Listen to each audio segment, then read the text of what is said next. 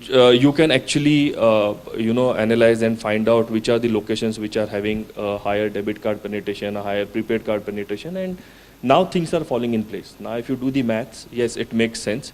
However, some of the additional burden of late, and which I would rather put it like more related to the law and order, like the security part of it, etc., is an overkill currently.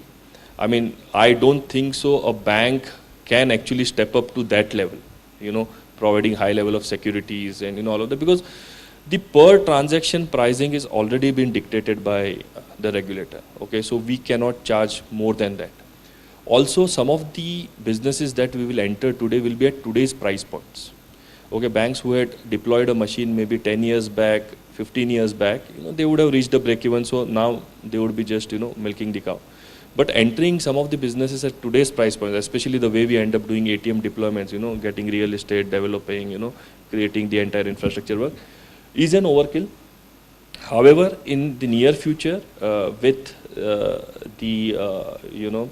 some of the easing of rules with regards to the business correspondent appointments, the micro ATMs, the bigger, bulkier ATMs may give way for some of the smaller devices.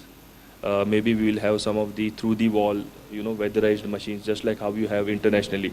I mean, this lobby concept or, ATM room concept exists only in India. If you go world over, I mean, these are just, you will just find a machine plonked right in between a mall or maybe through the wall. There won't be additional, rooms created, etc., etc. People just do drive-in ATMs. So I think we are not very far off from there. But some of the infrastructure upgrades will be required, and with Reliance coming up with the 4G Connect very soon, hopefully, I guess even your tier 3, 4 locations will be geared up. And with the RBI regulations on the white label ATMs, where they have also, mandated the ratio in which the machines to be deployed. So for every 3 machines deployed in a rural location, you can deploy 1 in urban. So assuming some 7-8 players who have already stepped up, and each of them will be putting around 9,000 odd machines in the next 3 years, I think we will see a good ramp up. I mean, though we are still, if you look at it from a per card to an ATM ratio, we are way behind. I mean, of course, our population is also responsible for that kind of a skewed number, but some of the smaller countries like South Korea, etc., have a better ratio. A country like Brazil has a better ratio than India. But I guess with some of these steps that the regulator is now looking at, and with more players entering, automatically the price points will also drop down. I mean, I remember when we used to deploy an ATM machine in HDFC way back in 1998, it used to cost us around 15 lakh rupees.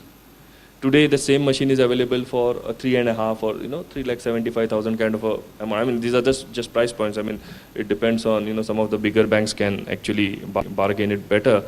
But these are the drastic drops that we have seen in price points. So, I mean, the moment more players enter it, I can definitely see. And then the cost effectiveness is what will automatically click in.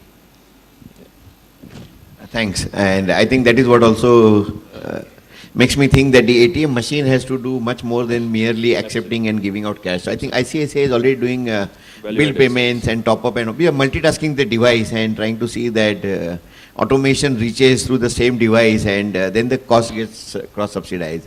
I want to come to Kanchan, and I think with due respect to people who are not present here, we are talking about Bharat.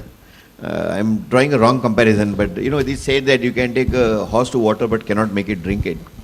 Now we are taking bank accounts to people who we don't even know whether they want to have a bank account or they don't want to have a bank account, don't know what is the significance of the bank account.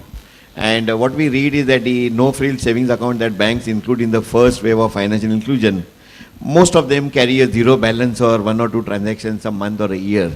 So do you think that this kind of financial inclusion should be done as a numerical target, or it has to be a qualitative target, and the pull factor will always work better than a push factor? So should it be progressive? What should happen first? Do you open the bank account and educate later? Or you educate people on the significance and benefit of bank account and then go into a massive bank account opening spree? Yeah, I think very, very appropriate question, and not only the question which comes to a common man, but again,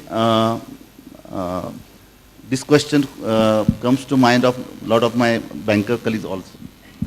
So no wonder as such, but yes, there is answer of definitely, but I would say to answer this question in a very clear way is that the time is the only element. Yes, but going by the elements of or the features of this PMJDY, Jan Dhan Yojana, it has many facets. Initially, people may wonder, yeah, this is the target. I need to open close to 16 crores of accounts.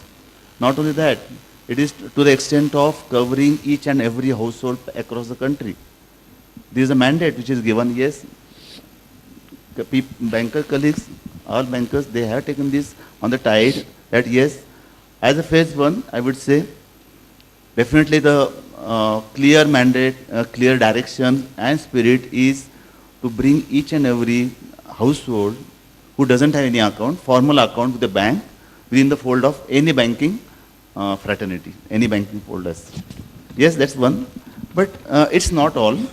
It's not all. The scheme has a very wide perspective, very wide features with the time to come.